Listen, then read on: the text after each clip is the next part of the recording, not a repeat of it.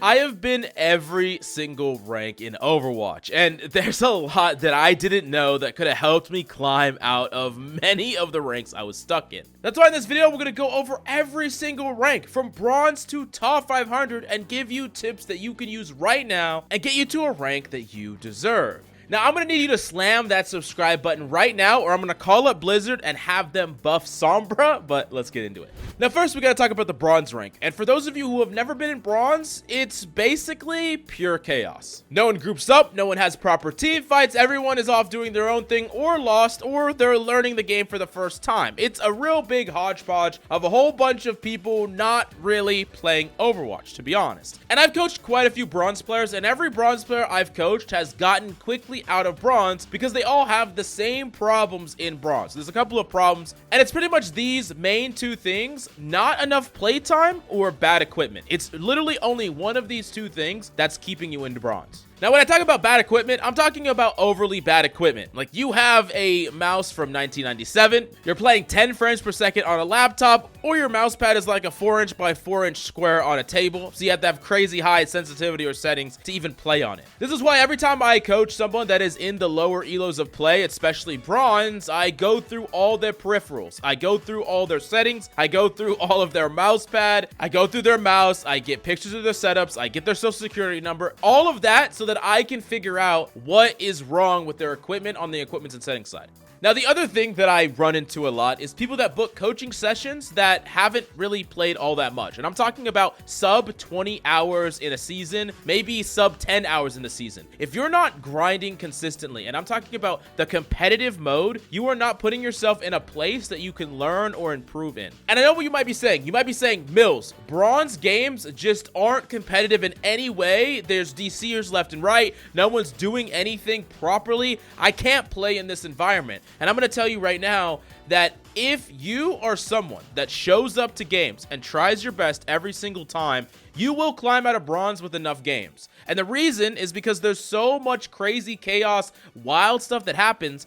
For that exact reason, you being someone that doesn't do all that crazy stuff, actually tries to play the game, you will 100% climb. So it's either one of these two things is what's holding you back from bronze. So fix your settings and equipment and then lock more comp games and you're good. Now we're going to enter into silver, where a lot of players are actually in silver. Silver has some of the most amount of players in Overwatch. Silver and gold together make up almost 50% of all of the player base in Overwatch. Now, there's a lot of things that silver players are doing wrong. They definitely don't have great mechanics. They definitely have very inconsistent ability use. In fact, oftentimes players will just use abilities whenever they feel like it, not for any particular purpose. And players are constantly making the same mistakes over and over again. The biggest one being staggering, where people are going out of spawn when their teammates are respawning. They go in, they walk in, they fight, they die, then their teammates come out. They die because they're not together, and it's like a vicious cycle, right? Now, there's a lot of things that you can do to get past this rank, but I want you to most focus on getting good value out of every single ability that you are using. Because oftentimes, if you go and VOD review a silver player, they are using their abilities when they have them at random times. Baptiste, you can see this all the time. Go VOD review or look at a VOD of any Baptiste player that's in the silver rank, and they will often just press their aura healing, their shift, all the freaking time for actually no reason at all. They take 1 point of damage, oh, they're popping it. Enemies, they see them in front of them, they're popping it. And the way that you get away from some of these bad habits is by intentionally focusing on one little ability or part of your kit and trying to do a bit better with that in a game. Walk into a game not with necessarily the intent to win, but the intent of using an ability in a better way. Not wasting an ability, not throwing your abilities out randomly. Trying to find moments where you can do more with your abilities, and it's going to be a really important thing that's going to help you develop further as you start to climb more and more ranks. Also, generally just trying to make sure that you're not repeating these core mistakes like staggering. Trying to make it at the very least, if your entire team is staggering all around you, you're not. You're the one person that is full weighting. You're not allowing the mistakes of others to impact your mistakes and your decision making. And these things are going to climb you to silver and maybe even beyond. Now, the third rank we got to talk about is gold. And in gold, players are starting to get reasonable mechanics, but there's a lot of random ability and ultimate use. And my big tip for that is just to try to use things with more intent. We talked about that with abilities, but also with ultimates. If you're using them, try to use them with a purpose. Try not to just pop them whenever you feel like it. Oftentimes, when you're doing things based on your intuition only, it's going to be wrong. You don't have great intuition. If you had good intuition, you wouldn't be in gold. I know that that's a hard reality to face, but it's what I often struggled with when I was trying to get better at Overwatch. I would often do what I thought felt right and lose over and over again, or not improve. And it's like, I thought that would be a good time to do this. I thought that would be a good time to do that, but it wasn't. It wasn't a good time. Oftentimes, your intuition, your instincts with the game is just going to be flat out blatantly wrong until you get to a high enough level and you play at a high enough level for long enough to develop that right intuition and instinct where you can make some of those calls yourself. But when we're trying to improve and get better, we want to try to think of things more logically. We want to do things that have sound rationale.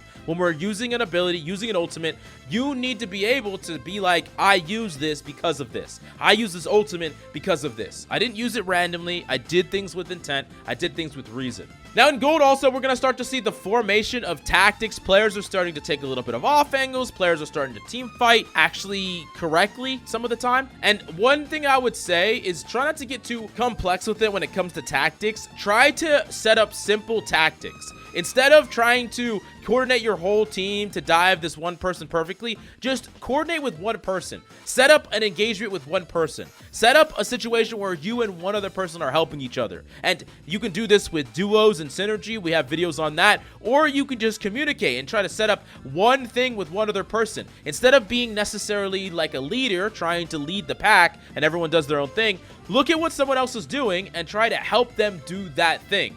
This is something that's incredibly important because a compounding of people doing the same thing can be so powerful. Like, think of a 1v1 between you and an Ana. Let's say you're a Tracer, let's say you're a Genji. That could go on for a while. You have to bait out this cooldown. You have to play around all these things. But now it's a 2v1 against that Ana, and half the things don't even matter. You're going to be able to destroy that Ana regardless of how well she plays the majority of the time. And this is why just doing these simple tactics is so important. Try not to think too far in the big picture because you're just going to confuse yourself with all these complex tactics. You're going to be frustrated trying to get your teammates to do the really complex thing that you want them to do and they're not doing it. So focus on the small things, focus on simple, favorable interactions, and you're gonna do really well in gold. And of course, try not to blame your team and everyone around you. This is really, really easy to do. It's really easy to look around and see your teammate that is 1-7 or 1-20 and want to blame every single person.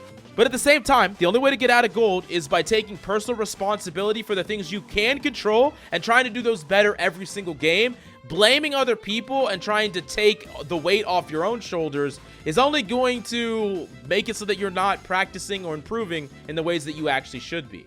Now, we do got to talk about the Plat rank, and I call this the most toxic rank in the entire game of Overwatch. And this is for one simple reason. I think expectations have risen in Plat, where players expect certain things from their teammates. They expect certain things to be done. They expect a certain amount of healing. They expect a certain amount of space. They expect a certain amount of picks, whatever they expect. And then there are people not meeting those expectations often, all the time. Everyone has all these big expectations, like my mom with her dreams of me being a doctor. And then there's people all over the place failing to meet those expectations, like me when I dropped out of college. So anyways, this creates a lot of toxicity because everyone's mad that no one's doing what they think they should be doing. And everyone has different expectations for each other all the time. And it's not like everyone's a perfect player, so people are going to not always be able to meet everything. So in that environment, you have to understand that people are going to get mad at you, people are going to be toxic, and there are going to be expectations thrown at you, but just because someone has an expectation of you to do something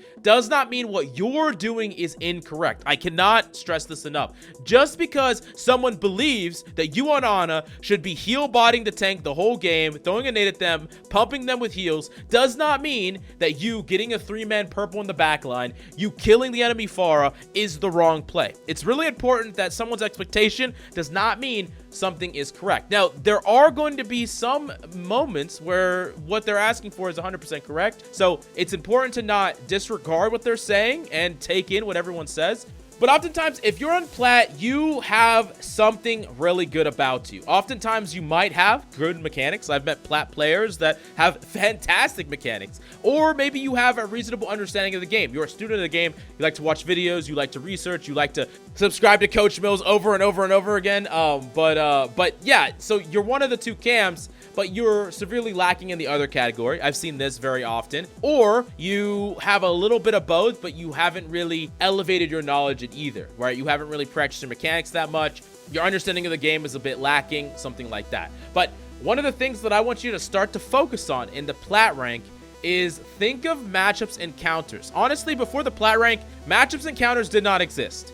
They don't really matter in the lower ranks of play because there's so many other things that people are doing fundamentally wrong that you can work on, like consistent ultimate ability use, grouping up, trying to coordinate with one other person. All these things matter so much more than matchups and counters, and most of the time, when people are trying to counter you in the low ranks of play, they aren't even playing the game properly or the character properly in order to counter you. So they're not actually marking you, they're not actually shutting you down, things like that. But once we get to Plat, you need to start thinking about the characters that you have favorable matchups against, the characters that you have difficult matchups against, and the characters that you have very, very hard, if not impossible matchups against. What are you going to do in these situations? How are you going to play differently when enemies have these characters versus these characters? This is really, really important to understand because you cannot walk into every game and play the same. You need to be able to adapt. And we went over an entire video talking about how to counter every character. This goes into more of the mindset about how to take certain matchups, how to adapt your play when you're getting countered or when maybe there's not a favorable matchup, and how to abuse the matchups that you are really, really good against. Knowing when, under these conditions, you can take over an entire lobby and just dominate, or knowing when, under these conditions, you need to play safe, play for your life, try not to feed, and minimize your mistakes. These are important things to start to think about more when you're in the Plat rank, and I can't stress this enough. If you have not started to hone and practice your mechanical skill, I want you to start putting some time every single day into practicing something mechanical. Maybe that's, your sleep darts, maybe it's your pulse bombs, maybe it's your primal juggling. Once we start hitting Diamond, Masters, GM, you're going to start going up against players that have phenomenal mechanics. And if you cannot compete with them, you're going to lose matchups that you should win. You're going to consistently lose games where you made the right plays, but it didn't matter because mechanically you were lagging so far behind. Now, me personally, I got trapped in Plat multiple times. I got trapped in Plat on console back when I first started playing. And then when I swapped over to PC, I re-grinded up to Plat and got stuck there again. So why was Plat so hard for me personally to get out of? And what did I do to actually push past it? The first thing is I never developed mastery on any character. I thought that if I knew more about the game than other people, I could just pick whatever was favorable in any situation and win that way, right? So I was like, oh, they don't have a hit scan, I'm gonna play Pharah, and then in this situation, I'm gonna play this character. Oh, they have a Winston, I'm gonna play Reaper, whatever, right? My understanding back at the time was I could just play the game like it was rock, paper, scissors, like it was a tactics-based game. And as much as you hear these days about the counter swapping meta, rock, paper, scissors, things like that, you still need to play things that have favorable matchups really, really well if you want to get value more than just shutting down a certain matchup.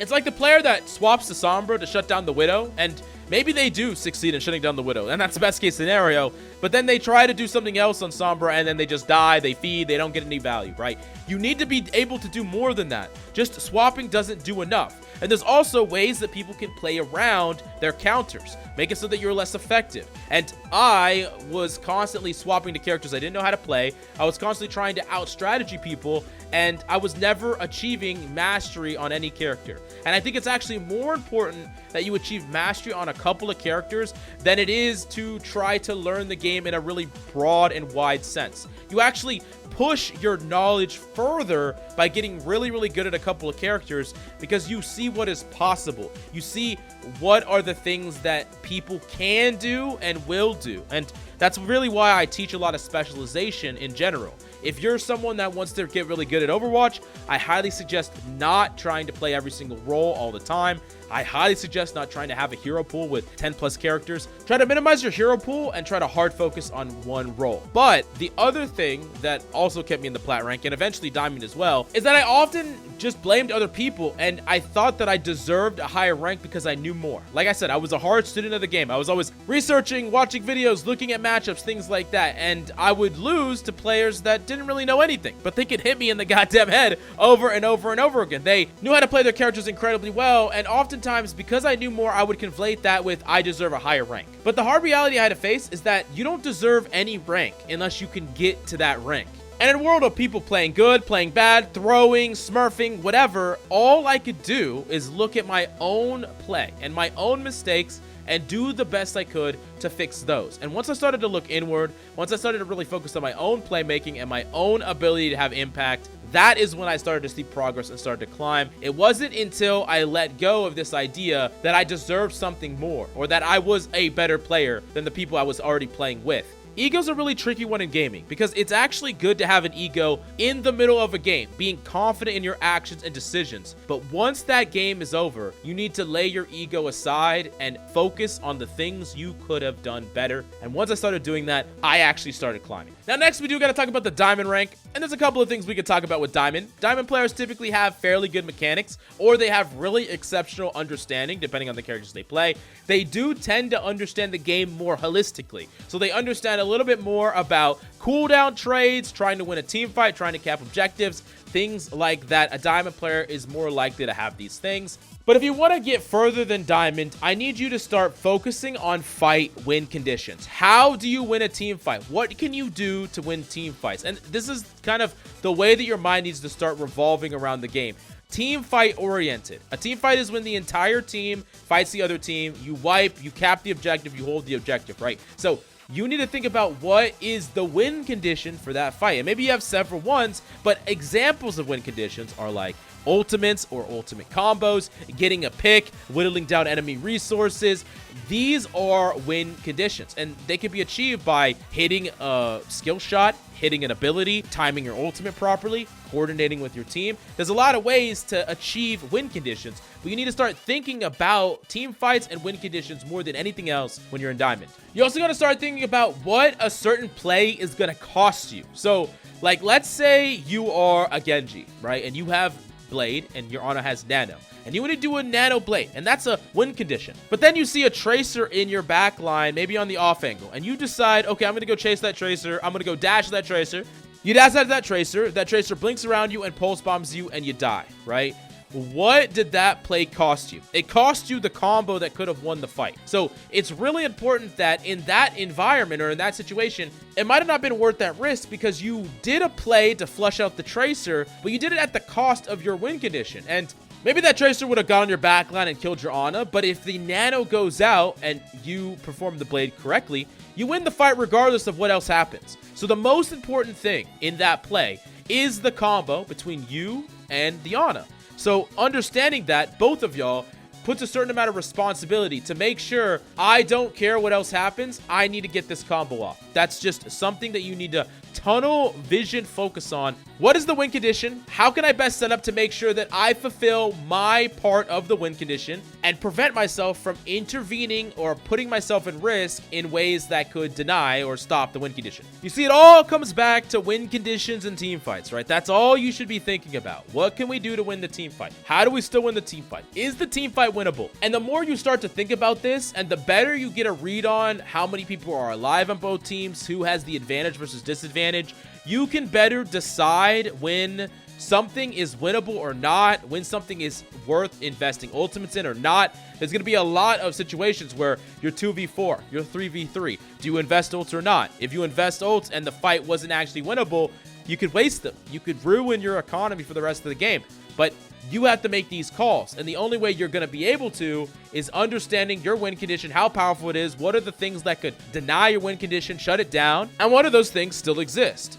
one of the examples that I had relatively recently is I was playing Genji, we had Nano Blade, and I saw their Ana from across the map shoot a really long distance sleep. Looked at their comp. They got nothing to stop me besides a sleep dart. And I don't even have to play around it anymore midair. I don't have to try to deflect it or nothing. I said, hey, Ana, they don't got sleep. Can we nano? She nanos me right there. I get a 3-4K. So I identified that there's one thing that can deny my play, my win condition. And once that was used, boom, green light. But on the flip side, their Ana didn't think about nano, didn't think about blade, didn't think about the risk, didn't understand that she was the wall that was potentially holding back the blade or denying the blade or preventing that play. And by using sleep aggressively there could have been a punish. Now, next up, let's talk about Masters players. And I will tell you there's two groups of players that I have the most effective VODs at helping. Number one is the silver gold players, because oftentimes these players have so many things that they're doing wrong that I can give them a laundry list of things that they can focus on and immediately improve to get better, right? Silver and gold. But the other thing is Masters players. And the reason that I can help Masters players, and I've helped so many Masters players get to Grandmaster, get to top 500, is because the problems that you have as a Masters player are most likely unique to you. A Masters player could have really strong strengths and really huge weaknesses, or they could be decent at a lot of different things. The only true similarity between Masters players is that they have found ways to get relatively consistent value and impact. So what their mistakes are, what are the things that are holding them back, it's really hard to say because every Masters player is going to be a bit different. Now, the best universal tip I can give to Masters players is understanding what needs to happen before it happens. You need to learn the flow of a fight, knowing what every single player on the enemy team and on your team is likely to do based on who they are, what their character is, right? You're not just simply reacting to things that happen, you're anticipating what things will happen because you have played every map a million times, you played against every character a million times, you know what good players are gonna do, and you understand how a fight is gonna play out. The better you get at doing this, the more you can be prepared for things and anticipate things before they actually happen. Another thing is, we talked about in Diamond, team fights and win cons, but in Masters, I want you to start thinking about what the enemy is trying to do. What is their win con? What ultimates do they have? What are they setting up? And what can you do to deny it, right? The idea here is that if they ever go for a play or a win con or whatever, you always have the tools ready for you. You're positioned in the best place for their win con. You have the cooldowns that you need to stop their win con. Like, let's go back to that example with the Genji, Nano Blade, and the Ana. Let's say you're the Ana, right? And you know that they have that Nano Blade. So you don't want to position somewhere aggressively because you could get your sleep dart forced. You want to position somewhere ideally passively so that it's not easy to force your cooldowns and the enemy doesn't know where you are.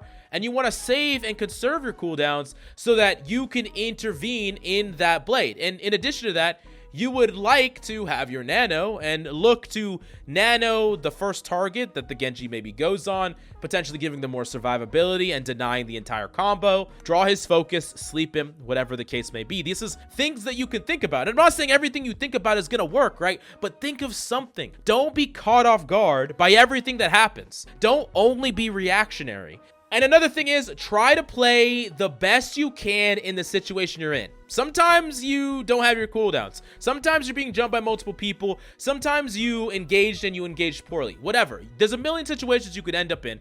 I want you to try to play your best in specific situations, and then later on, go back and look at the replay of moments where you had a decision to make and evaluate whether or not there was a better decision to make. This is one of the things that you can do to really level up your knowledge, getting you into top 500, Grandmaster, and beyond. Now, the last category is Grandmaster Plus. This also includes Champ and Top 500. But at the highest ranks of play, what are the things that these players are good at? And what are the things that these players can continue to work on?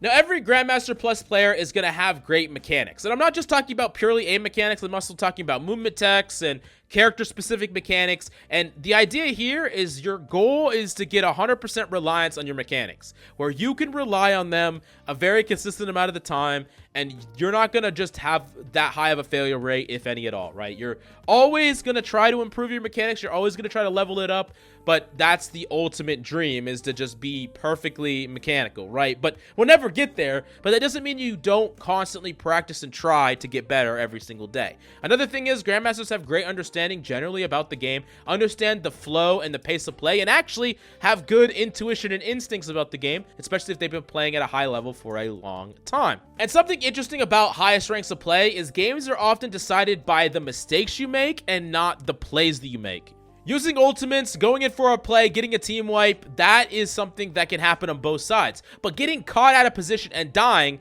costing your team a free team fight, is a mistake that you cannot make, and Grandmaster players don't make them all that often. However, it's not about making 20, 40, 100 mistakes. It's about making 1 or 2. How little mistakes can you make? How well can you make sure that enemies are not punishing you? And by what margin are you the reason that you are losing or winning a game? Another thing that Grandmaster Plus players will do is find impact no matter what. It doesn't matter what the enemy is playing. It doesn't matter what their setup is. They are finding ways to adapt their play and find impact and get value no matter what is going on. And an impact is not gauged by kills or damage or anything like that. It's gauged by win conditions and how close your team was to turning the tide of a team fight, right? Just because a play failed doesn't necessarily mean that the pick was wrong, or it doesn't necessarily mean that the engagement wasn't great or your mechanics weren't great.